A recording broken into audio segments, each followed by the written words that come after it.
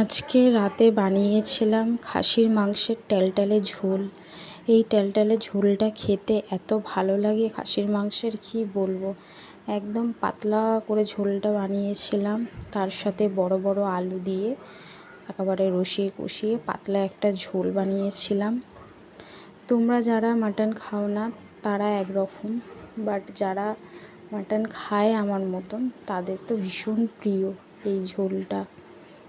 তো আলু দিয়ে একটু মাটন দিয়ে একটু রাইস দিয়ে যখন খাচ্ছিলাম ভীষণ ভালো লাগছিলো, যেন মনে হচ্ছে অমৃত খাচ্ছি।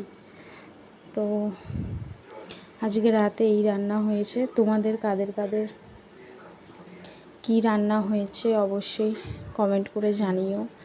আর আমার মতো মাটন লাভার কারা আছো তারা অবশ্যই জানিও।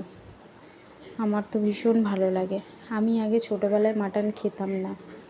মাটন কি, মাটনের ঝোল আলুও আমি খেতাম না, আমার একদম পছন্দ ছিল না। কিন্তু যবে থেকে খাওয়া শিখলাম তবে থেকে মাসে একবার হলেও খাবো। টাটা।